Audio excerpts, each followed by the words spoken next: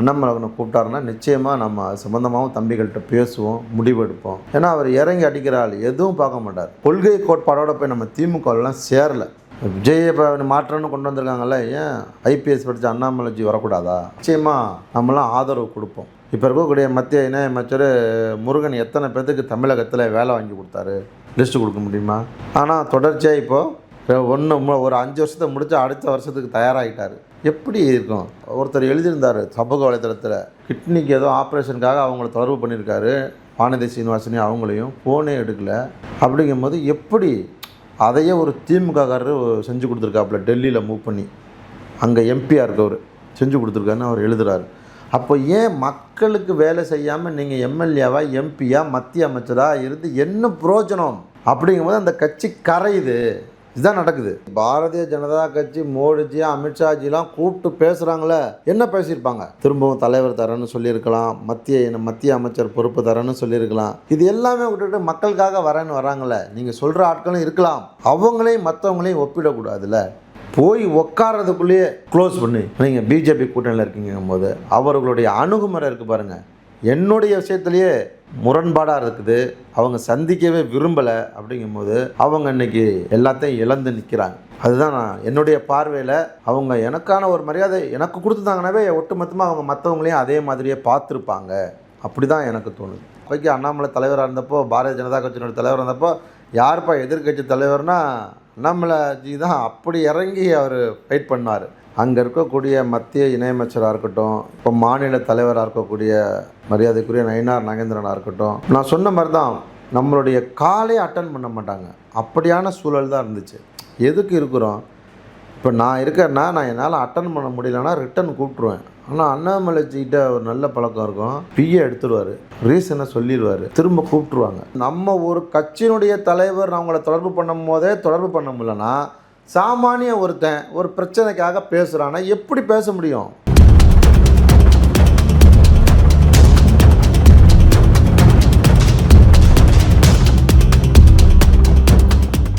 நேயர்களுக்கு வணக்கம். நீ நம்மோட நினைஞ்சிருக்க சிறப்பு விருந்தினர் யார் அப்படின்னா, வீர முத்திரையர் சங்கத்தினுடைய தலைவரும் தமிழர் தேச கட்சியினுடைய தலைவரும் ஆகிய கே செல்வகுமார் அவர்கள் இன்னைக்கு நம்மோட நினைஞ்சிருக்காரு. இந்த எலெக்ஷன் பற்றி பல கேள்விகள் இருக்குது, அவர்கிட்ட கேட்டு விவாதித்து தெரிஞ்சு போவாங்க. சார் வணக்கம். வணக்கம், அனைவருக்கும் வணக்கம். அதிமுக தலைமையிலான கூட்டணி ஒரு எதிர்க்கட்சி அந்தஸ்து கூட இல்லாமல் தமிழ்நாட்டில் போனதற்கான காரணமாக நீங்கள் என்ன பார்க்குறீங்க? அதிமுகவில் நிறையா நம்ம நாம் என்னுடைய நிலைப்பாட்டில் சொல்கிறேன், நான் அவர்களை தொடர்பு கொண்ட போது கூட்டணி சம்பந்தமாக அவர்கள் நீங்கள் பிஜேபியில் கூட்டணியில் இருக்கீங்க, உட்கார வச்சு ஒரு பெரிய சமூகம், உங்களுக்கு வாக்களித்த சமூகம், அந்த ஒரு நன்றி உணர்வு கூட இல்லாமல் தொடர்ச்சியாக ஒரு 30லேருந்து 40 தொகுதியில் நீங்கள் வெற்றி பெற காரணமாக இருந்த சமூகம் இந்த முத்திரையர் சமூகம்.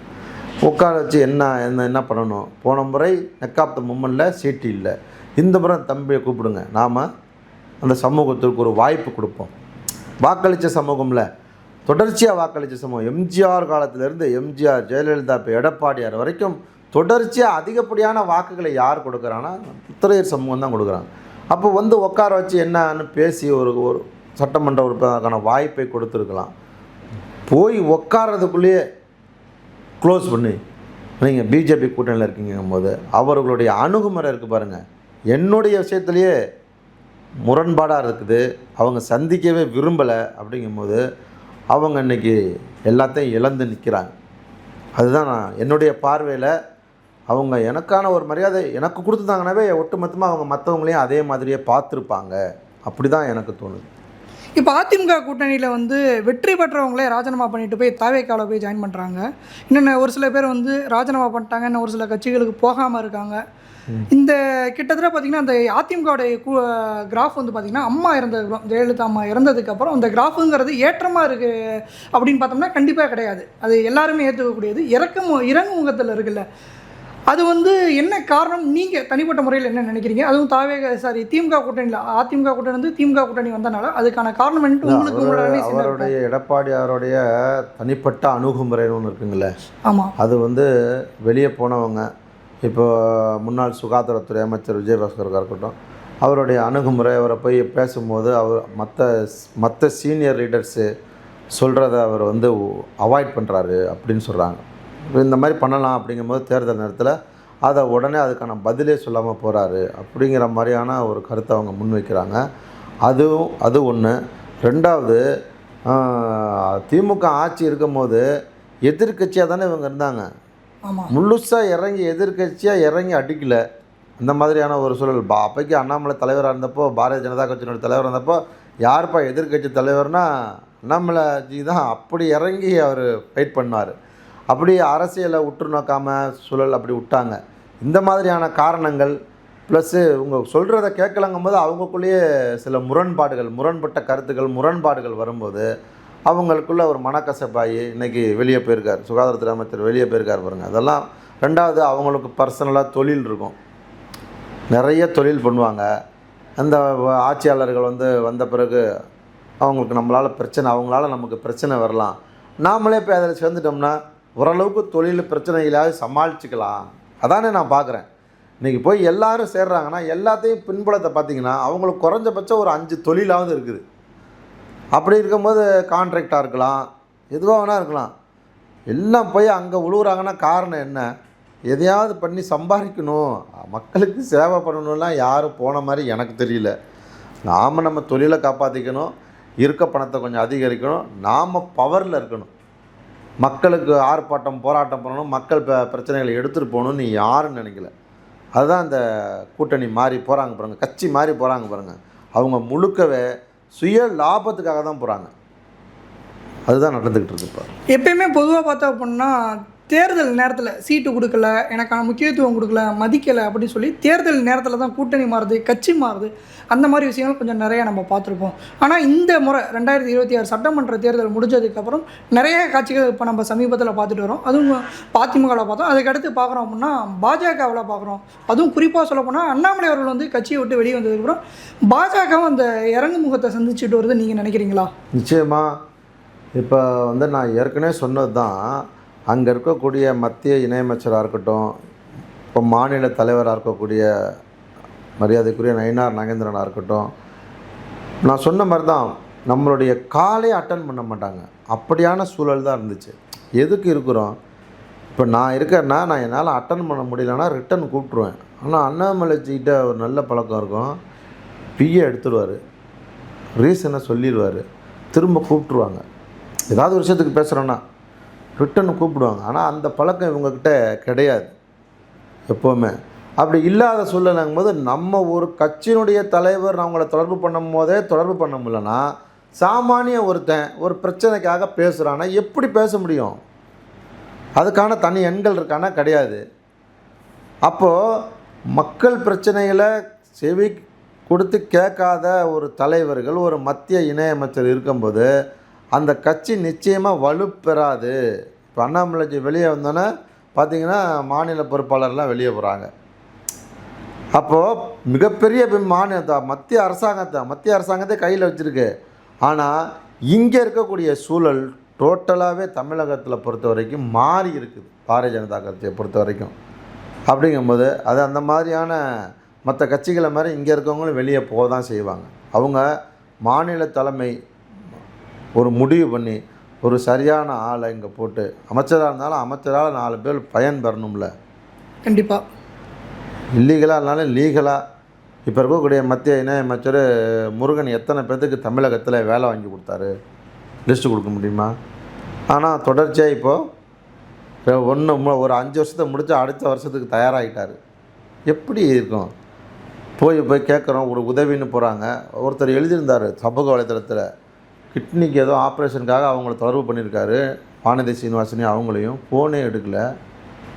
அப்படிங்கும்போது எப்படி அதையே ஒரு திமுககாரர் செஞ்சு கொடுத்துருக்காப்புல, டெல்லியில் மூவ் பண்ணி அங்கே எம்பியாக இருக்கவர் செஞ்சு கொடுத்துருக்காருன்னு அவர் எழுதுகிறார். அப்போ ஏன் மக்களுக்கு வேலை செய்யாமல் நீங்கள் எம்எல்ஏவா எம்பியா மத்திய அமைச்சராக இருந்து என்ன பிரயோஜனம்? அப்படிங்கும்போது அந்த கட்சி கரையுது. இதுதான் நடக்குது. அடுத்த தேர்தலில் வந்து இப்போ எப்படியா இருந்தாலும் பார்த்தீங்க அப்படின்னா பாஜகவுடைய வளர்ச்சி அப்படிங்கிறது கொஞ்சம் அபரிவிதமாக இருக்கும். எல்லாமே இப்போ நம்ம வெஸ்ட் பெங்காலில் பார்த்துருக்கோம், திரிபுராவில் பார்த்துருக்கோம், நிச்சயமா இந்த மாதிரி கொஞ்சம் அல்ட்ராவாக மாறதை நம்ம பார்த்துருக்கோம்ல. அதே மாதிரி ஒருவேளை பாஜக கூட்டணி, பாஜக தலைமையில் இருக்கக்கூடிய கட்சிகள் வந்து அல்ட்ராவாக மாறி அடுத்து வந்து பாஜக தலைமையில் உங்களுக்கு வந்து அதிகமான சீட்டு தராங்க, 5 சீட்டு தராங்க, 10 சீட்டு தராங்க அப்படின்னா நீங்கள் வந்து கூட்டணி மாறதுக்கான வாய்ப்புகள் இருக்கா? நிச்சயமாக தேர்தல் நேரத்தில் எடுக்கப்படுற முடிவுகள் தான் கூட்டணிங்கிறது. தேர்தல் நேரத்தில் எடுக்கப்படுற முடிவு. இங்கே ஒரு 3 சீட்டு தர்றாங்க, 5 சீட்டு தராங்க, 10 சீட்டு தராங்கன்னா நிச்சயமாக பாரதிய ஜனதா கூட்டணியில் இல்லை, எந்த கூட்டணினாலும் போவோம். அது நம்ம மாநில பொறுப்பாளர்களை கலந்து ஆலோசனை பண்ணிட்டு இப்போதைக்கு நாம் திராவிட முன்னேற்ற கழக கூட்டணியில் தான் இருக்கிறோம். நம்ம தேர்தல் வருகிற போது அது சம்மந்தமாக நாம் சிந்திப்போம். மாற்றம் வரணும்னா மாற்றத்தை விரும்புகிறாங்க நம்ம தம்பிகள், நம்ம பொறுப்பாளர்கள்னால் நிச்சயமாக அதை மாறுவோம். விஜய் அவர்களின் தலைமையிலான இந்த தாவேக ஆட்சி எப்படி நடந்துகிட்டு இருக்குன்னு பார்க்குறீங்க? 6 மாதம் சொன்னாங்களே, இப்போ தானே 2 மாதம் ஆயிருக்கு, இன்னும் 4 மாதம் இருக்குது. ஆளட்டும். புதுசாக வந்திருக்காங்க, ஊழலற்ற ஒரு ஆட்சியை கொடுக்குறதா சொல்கிறாங்க. நிச்சயமாக பார்ப்போம். நாங்கள் பார்த்திங்கன்னா இன்ன வரைக்கும் எந்த ஆர்ப்பாட்டம் போராட்டங்களையும் அறிவிக்கலை. புதுசாக ஒருத்தருக்கு வாய்ப்பு கொடுத்துருக்காங்க. தமிழக மக்கள் முடிவு பண்ணி தானே கொடுத்துருக்குறாங்க, இருக்கட்டும் அப்படின்னு தான் நம்ம விரும்புகிறோம். இன்னொரு 4 மாதம் பார்ப்போம். அதுக்கப்புறம் நம்ம நிறையா பிரச்சனைகள் இருக்குது. குவாரி பிரச்சனை 2 இடங்களில் இருக்குது, மதுரையில் இருக்குது, திண்டுக்கல் மாவட்டம் நத்தத்துலேயும் இருக்குது. போன ஆட்சி மாதிரியே இவங்களும் அதிகாரிகளை டைட் பண்ணி மக்கள் எதிர்ப்பு தெரிவிக்கும் போது அந்த குவாரிகளை, உரிமம் இல்லாத குவாரிகளை மூடாமல் கவனக்குறைவாக இருந்தாங்கன்னு சொன்னால் இந்த மக்களுக்கு ஆதரவாக யாரை எதிர்த்து வேணாலும் நான் ஆர்ப்பாட்டம் போராட்டம் செய்வேன். அதுக்கு காலம் இருக்குது. இப்போ 2 பிரச்சனை வந்திருக்கு. அதிகாரிகளை சந்திச்சிருக்கிறாங்க, மாவட்ட பொறுப்பாளர், மாநில பொறுப்பாளர். நடவடிக்கை எடுக்கலை, முறையான உரிமை பெறாமல் இந்த 2 கல்குவாரி இயங்குதுன்னு சொன்னால் நாங்கள் ஆர்ப்பாட்டம் போராட்டங்களை அறிவிப்போம். அது இல்லாமல் அடிப்படை பிரச்சனையே அவ்வளோ இருக்குது. அதுக்கு தான் ஒரு 6 மாதம் டைம் கொடுப்போம். என்ன மாதிரியான நடவடிக்கை எடுக்கிறாங்கன்னு பார்த்துட்டு அடுத்த கட்ட நடவடிக்கையை தமிழர் தேசம் கட்சி செய்யும். நீங்கள் பாஜக கூட்டணியில் இருந்ததுனால கேட்குறேன், இந்தியா முழுக்க பாஜக வெற்றி பெறுது, ஆனால் தமிழ்நாட்டில் மட்டும் தொடர்ச்சியான சரிவை சந்திச்சுக்கிட்டு இருக்கு. இதற்கான காரணமாக நீங்கள் என்ன பார்க்குறீங்க? இல்லை, நிச்சயமாக தமிழக மண் ஒரு வித்தியாசமான மண், சரிங்களா? மற்ற மாநிலங்கள் மாதிரி தமிழக மக்களை ஈஸியாக சொன்னேனே, ஒரே ஆள்கிட்ட ஆட்சியை கொடுக்குறாங்களா நீங்கள் பார்த்துருப்பீங்க. அது மாதிரி இந்த மக்கள் வித்தியாசமானவர்கள். இங்கே இருக்கக்கூடிய பண்பாடு, கலாச்சாரம் எல்லாமே வித்தியாசமாக இருக்கும். இங்கே வந்து கால் ஒன்றும் பிஜேபின்னா அண்ணாமலை மாதிரி ஒரு ஆளை போட்டு இறங்கி அடிக்கிற மாதிரி ஆளை போடணும். எங்கே போடுறாங்க? அப்படி தனியாக ஒரு இயக்கத்தை ஆரம்பிச்சிருக்காரு.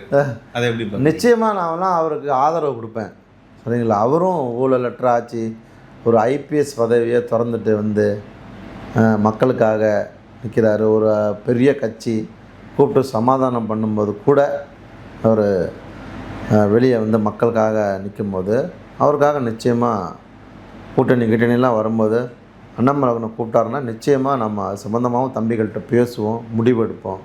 ஏன்னா அவர் இறங்கி அடிக்கிற ஆள், எதுவும் பார்க்க மாட்டார். நம்ம சொல்கிற மாதிரி தான். நம்ம ஏதாவது ஆர்ப்பாட்டம் போராட்டம் யாரையும் வச்சு பார்க்க மாட்டோம். அது மாதிரி அவரும் இறங்கி போகிற ஆள் தான். இந்த மாதிரி ஒரு லீடர்லாம் தேவையில்லை.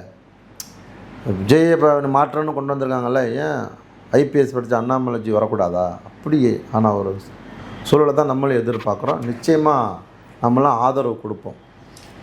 அவருடைய தலைமையில் கூப்பிட்டா நீங்கள் போவேன்னு சொல்லிங்க சார். அவர் வந்து தனிப்பட்ட வாழ்க்கையில், அவருடைய வாழ்க்கையில் பார்த்தீங்க அப்படின்னா இன்ஜினியர் படித்தார், இன்ஜினியர் சம்மந்தப்பட்ட வேலைக்கு போகல. அடுத்து வந்து ஐபிஎஸ் படித்தார், ஐபிஎஸ் சம்மந்தப்பட்ட வேலையில் ஒரு 10 வருஷம் தான் இருந்தாரே தவிர அதுக்கு அடுத்து அதில் தொடர்ந்து பயணிக்கல.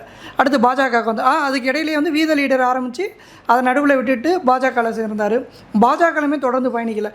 அவர் எடுத்த முடிவிலேயே அவர் ஸ்ட்ராங்காக இல்லை அப்படிங்கிற ஒரு சில குற்றச்சாட்டுகள் இருக்குல்ல, இதை நீங்கள் எப்படி பார்க்குறீங்க? அப்படி எப்படி சொல்லுவீங்க? அதாவது ஒரு மனிதன், இப்போ நீங்கள் இருக்கீங்க, சின்னதாக ஒரு கேமரா வச்சு ஏதாவது ரீல்ஸ் போட்டிருப்பீங்க, அடுத்து ஒரு கேமராவோட வந்தீங்க, 2 கேமரா வச்சு டபுள் சைடில் எடுக்கிறீங்க, இது நிலைப்பாடு சரியில்லை, நீங்கள் ஒரே கேமராவில் தான் எடுக்கணும் அப்படின்னு சொன்னால் அது எப்படி இருக்கும்? வளர்ச்சிங்கிறது சாதாரணமாக சங்கமாக இருந்தோம், இந்த மக்களுக்காக வந்தோம், முத்திரை சமூக மக்களுக்காக நாங்கள் வந்து களத்தில் வந்தோம், அடையாளப்படுத்தினோம், பாதுகாப்பை உறுதி செய்தோம், அரசியல் எடுத்தோம், கட்சி ஆரம்பித்தோம். எல்லா மக்களுக்கும் நிற்கணுண்டா, ஒடுக்கப்பட்ட புறந்தள்ளப்பட்ட மக்களுக்காக நிற்கணும். ஏய் நீங்கள் என்னப்பா, நீ உங்கள் சமூகத்துக்கு மட்டும் தான் நிற்கணும்னு எப்படி சொல்லுவீங்க? அது மாதிரி அவர், நீங்கள் சாதாரணமாக உங்களுக்கு ஒரு அரசாங்க வேலை கொடுக்கப்படுது, சாதாரண கலெக்டரேட்டில் ஒரு பியூன் வேலை, அதை விட்டுவிட்டு நீங்கள் மக்களுக்காக வரேன்னு வருவீங்களா? இல்லை, இப்போ இவர் வந்து ஐபிஎஸ்ஸை விட்டு வந்திருக்காரு. ஓகே, ஆமாம். இப்போ ஐஏஎஸ் ரிசைன்மெண்ட் வந்தவங்களும் சசிகா செந்தில் இருக்காரு. அதே மாதிரி இப்போ தாவேக்கால இருக்கக்கூடிய அருண்ராஜா அதே மாதிரி தான் திருச்செங்கோட்டில் நின்று வெற்றி பெற்றிருக்காரு. அதே மாதிரி அந்த ப்ரொஃபைலில் இருக்கவங்களும் இதே மாதிரி நிறைய பேர் இருக்காங்களே. அவர் மட்டும் ஐபிஎஸ் விட்டுட்டு வரல, அந்த ப்ரொஃபைலில் இருக்கவங்க ஒரு சில பேர் ராஜினாமா பண்ணிட்டு நேரடி அரசியல். இன்னைக்கு பாரதிய ஜனதா கட்சி மோடிஜி அமித்ஷாஜிலாம் கூப்பிட்டு பேசுகிறாங்களே, என்ன பேசியிருப்பாங்க? திரும்பவும் தலைவர் தரேன்னு சொல்லியிருக்கலாம், மத்திய அமைச்சர் பொறுப்பு தரேன்னு சொல்லியிருக்கலாம். இது எல்லாமே விட்டுட்டு மக்களுக்காக வரேன்னு வராங்களே. நீங்கள் சொல்கிற ஆட்களும் இருக்கலாம், ஆனால் அவர் காவல்துறையில் ஐபிஎஸ்ஸாக இருந்தப்போ எப்படி இருந்தார், அங்கே இருக்கிற வீடியோவும் இன்றைக்கி பார்க்குறீங்க. ஒரு விஷயங்களை எப்படி கையாளுகிறார் புரட்டுத்தனமாக, அதையும் நம்ம பார்க்குறோம்ல. அவங்களையும் மற்றவங்களையும் ஒப்பிடக்கூடாதுல்ல. அமைப்பு ஆரம்பித்தார், பாரதிய ஜனதா கட்சி கூப்பிட்டுது, நீங்கள் தலைவராக இருக்கணும்னு.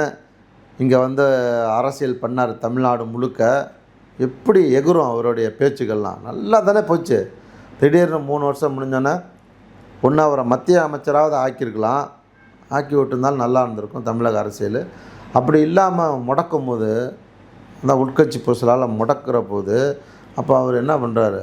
ஒரு தலைமைக்கு கீழே இருந்தால் அவங்களுடைய கட்டளைக்கு நம்ம அடி பண்ணிடணும், சுதந்திரமாக வெளியே வருவோம். இப்போ நான் ஒரு அமைப்பு ஆரம்பிச்சிட்டேன் சொல்கிறாங்களா, ஆர்எஸ்எஸ்காரன். நான் ஒரு அமைப்பு ஆரம்பித்து இன்றைக்கி சமூக அமைப்பை இந்த மக்களை நல்வழிப்படுத்தி அருமையாக கொண்டு போயிட்டேன்ல, நல்லா கொண்டு வந்திருக்கோம். 3 மாநாடு நடத்திருக்கேன். நான் பெரிய லேண்ட்லார்டு கிடையாது, நான் பெரிய கோடீஸ்வரன் கிடையாது.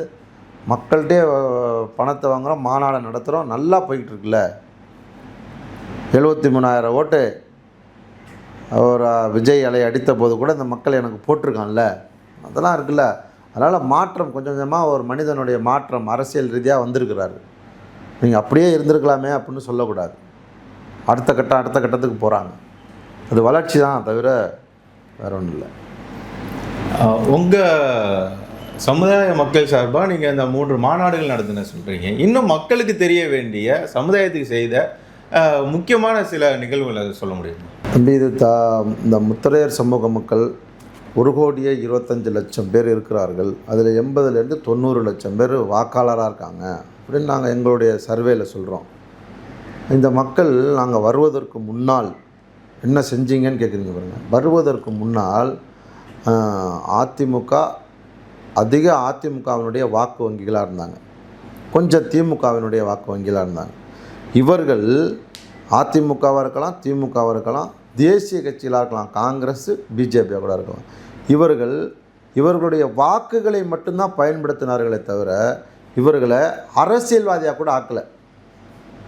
புரிஞ்சுங்களா? நாம் பெரும்பான்மையாக இருக்கிற இடத்துல பஞ்சாயத்து தலைவராக நம்மள, கவுன்சிலராக நம்மள, சேர்மனாக நம்மள, சட்டமன்ற உறுப்பினராக இன்ன வரைக்கும் கொடுக்கல, பாராளுமன்ற உறுப்பினராக இன்னொரு.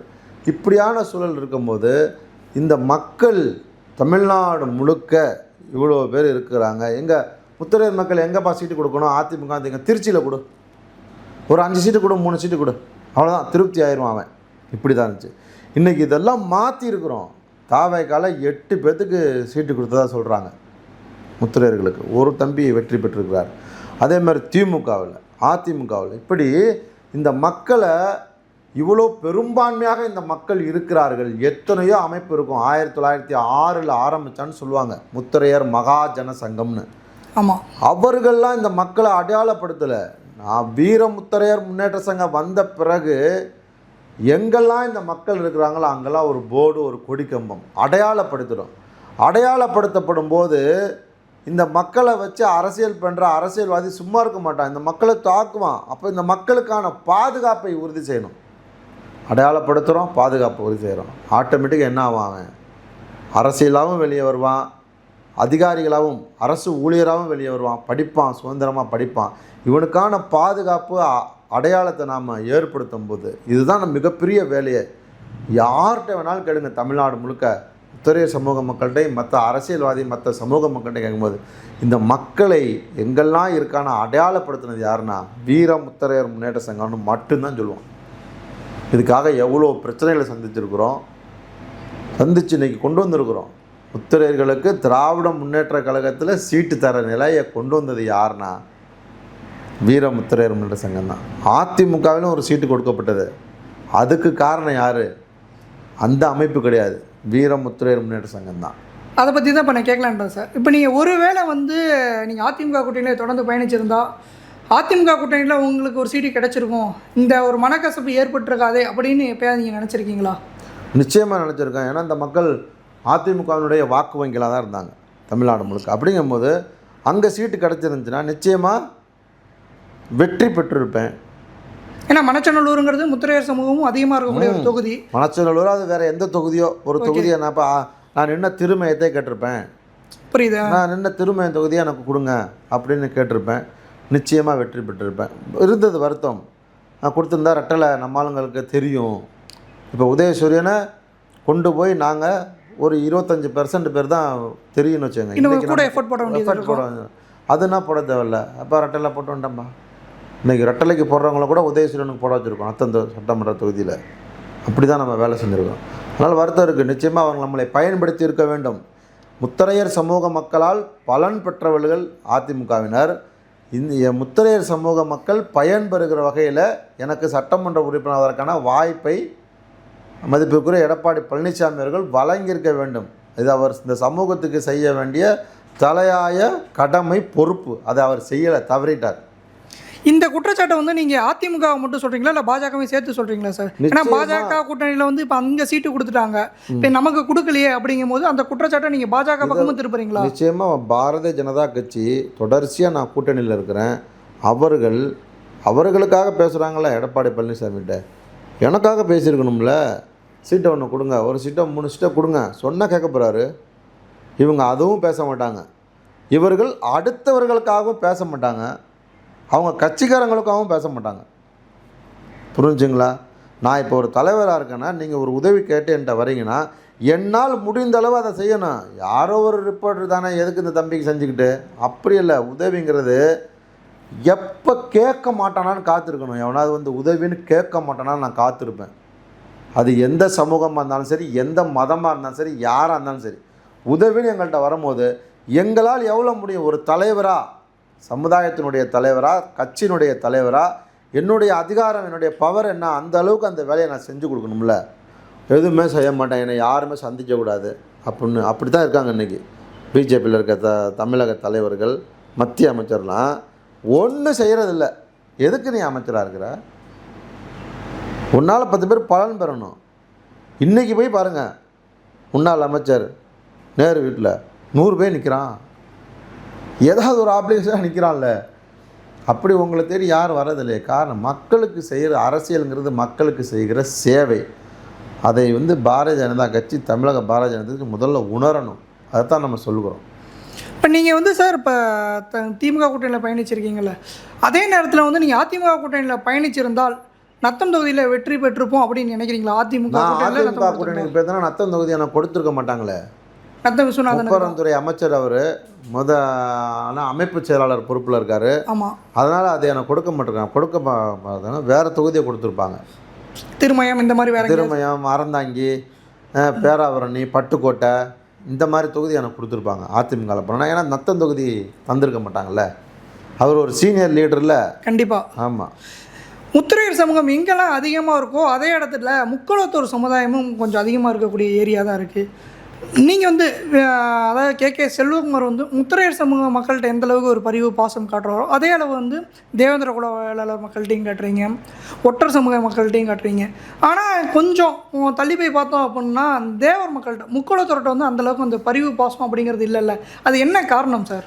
இல்லை, எப்போவுமே நம்மை தேடி, இப்போ அதான் நேற்றுக்கு கூட ஒரு ரிப்போர்ட்டு, போலீஸ் ரிப்போர்ட்டில் அப்படி ஏதோ பிரச்சனை வர மாதிரி போட்டிருந்தாங்களாம். உருவாக்குறாங்க. நான் கட்சியாக வந்துட்டோம். வந்த பிறகு எந்த சமூக மக்கள் எங்கக்கிட்ட உதவின்னு கேட்கும்போது, ஆர்ப்பாட்டம், போராட்டம், எங்கள் மக்கள் பிரச்சனையை சொல்லும்போது அவர்களுக்காக நிற்போம். அவர்கள் நம்மளை பிடிக்கலன்னு போகும்போது நாம் போய் தேடி போயிடல. தேவேந்திர குல மக்கள் இருக்காங்கன்னா அவங்க நம்ம பகுதிகளுக்கு போகும்போது, நான் நத்தம் தொகுதியில் நிற்கும் போது 28 கிராமங்களுக்கு அங்கே இருக்கக்கூடிய இளைஞர்கள் அமைப்பு இல்லாமல் என்னை கூப்பிட்டு போகிறாங்க.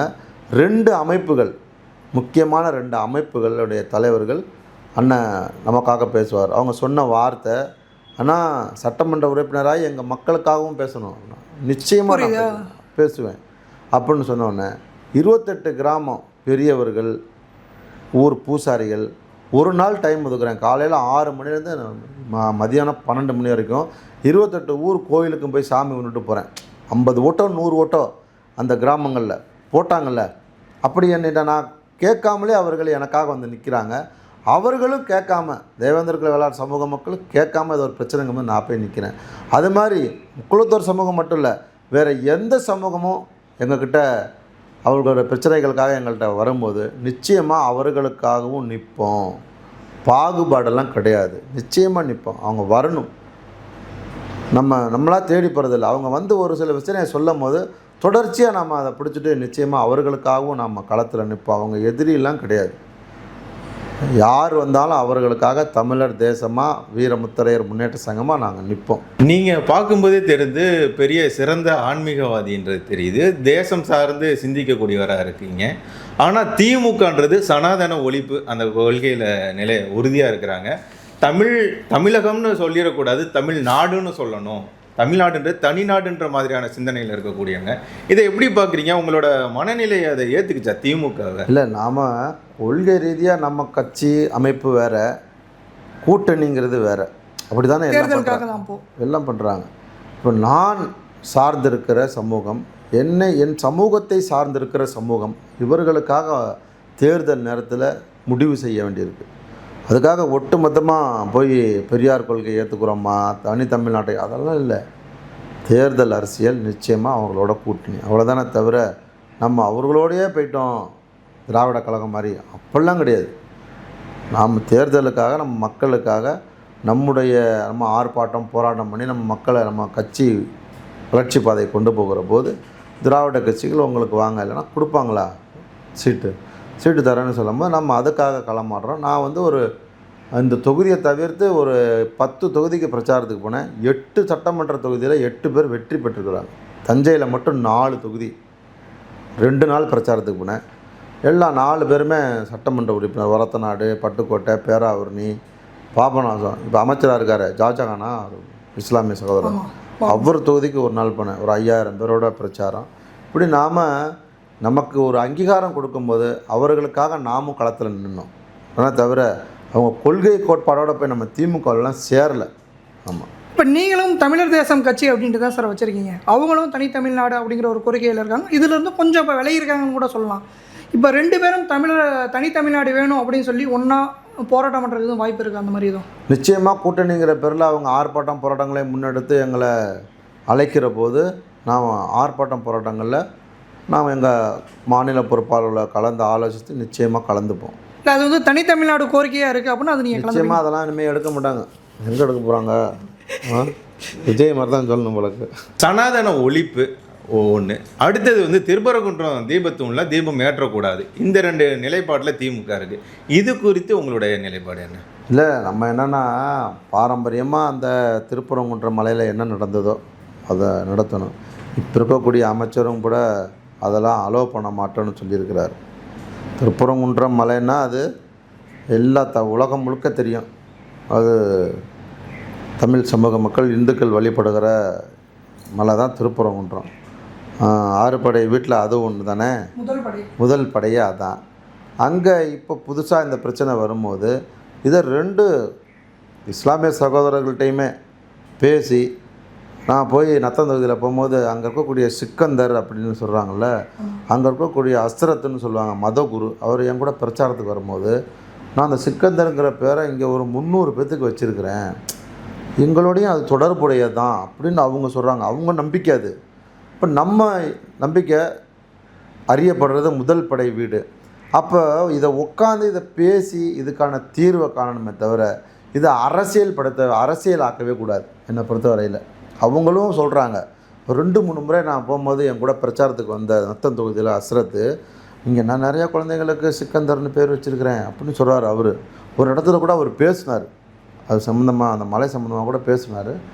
அதில் உரிய தீர்வை இப்போ இருக்கக்கூடிய அரசாங்கம் இத்தனை நாள் திராவிட கட்சிகள் ஆனாங்க, இப்போ தாவேக்கா வந்திருக்குது. இது சம்மந்தமாக மற்ற மாதிரி அரசியலை பண்ணாமல் 2 சைட்லேயும் உட்கார வச்சு பேசி இதுதான் நிலைப்பாடு, இதுதான் தீபம் ஏற்றலாம் அப்படிங்கிற விஷயத்தில் அவங்க முடிவு பண்ணணும்.